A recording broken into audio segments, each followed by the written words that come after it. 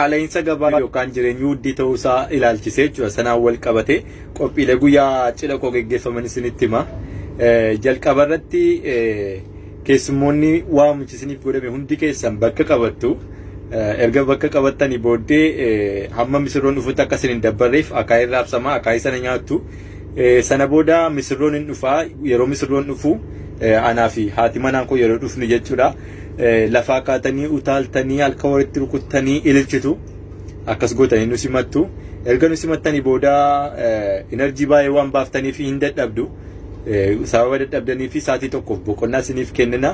Sa'aatii boqonnaa isiniif kenname sanatti hundi keessan mana keessanitti galtanii haadha manaa koorraan kan hafe jechuudha. Mana keessanitti galtanii laaqana mana keessanii nyaattanii deebitu. Sana booda jechuudha laaqana nyaatanii yeroo deebitanii ammas hin sirbitu hin faarfattu halka hin ilchitu akka feetan taatu mana keessatti jechuudha. Sana booda guyyaa cidha koo waan ta'eef sangaa qaluun koo nafu yeroo dhiyoo jechuudha. Sangaan qalee suni akka lafatti hin bannee fi yoo feetan diimina yoo feetan xibsii yoo feetan kitfoo yoo feetan qayyootii waan feetan ajajattanii qarshii 500 kaffaltanii nyaattu. Sana booddee jechuudha. Yeroo sa'aatiin manatti galuu ga'u suufii kofitti baasee lafa kaayanitu balbalarra dhaqeen dhaabata. Sana jechuun maankaan baduu danda'a, saaniin baduu danda'a, burcuqqoon baduu danda'a, shuggeen baduu danda'a. Kanaaf jechuudha mucaan harmootu leetu nafi rifeensa mataatti amma qeensa miillaatti ana mataa kootu sinfatta shiga sin baasa. Kanatti yoo walii galtan qofa kottaa mana koo. Salaamu alaikum. Maagi. Laudi Silda. Adabame fidde wale bannaati. Adabame adabbiini amma sagalee ol hin kaafne sitti wale ol kaasi jedhameeti sitti maa jira. Adabbii nama hoyateetiniin raachuun jechuun makitti dawwalii naan jedhe. Sagalee kee ol kaasee gaafii naan jedhe si gaafadha.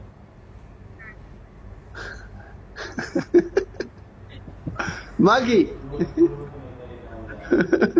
Baba naan jetti warganaara nyaatte wala. Kanaaf itti dawwaluu sodaadhaa waan. Baba ittiin osoo naan jettu mee raachuu rabbi jedheen akkamitti haasofsiisa sagalee ol kaasee. Cufteere. Cufne. Incufiin taa'u. Magi raachuun har'a maaliif laayivii haftee si jedha gaafii tokkoffaa. أعونا نقول خيس الفاين عفوا رصيدكم الحالي لا يسمح لإجراء المكالمة ويلي كاردي نمر والله كاردي نرد نمر ما الذي يقولي تجارة أنا تبين قوتو كاردي بري كاردي والله كاردي نرد نمر بري كاردي دبتا Qabsoon raachuun boolee keessaa jalqabe kaayiroo kuftee dubbiin raachuu ajaa'ibaadhaati maal jedhan hoo.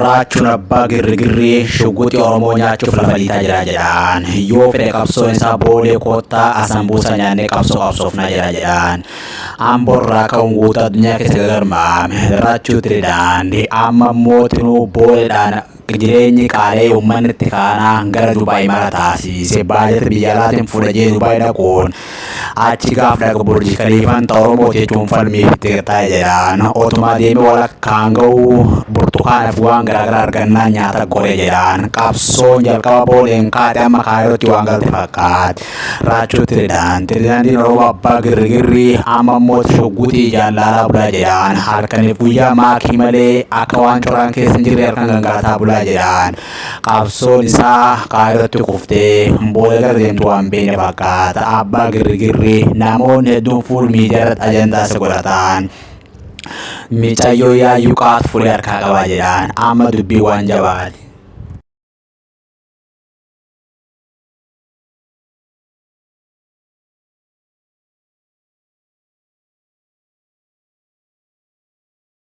Dangale daqiiqaa tokko iyyuu ture. Maaki. Maalidha? Ani makaraa meeqaan inni raanfachaa jira natti hin kakaasiidha. Waan hin taane. Foonaa dhaqu. Nama maakii naan jedhu biloon godha baay'isee har'a.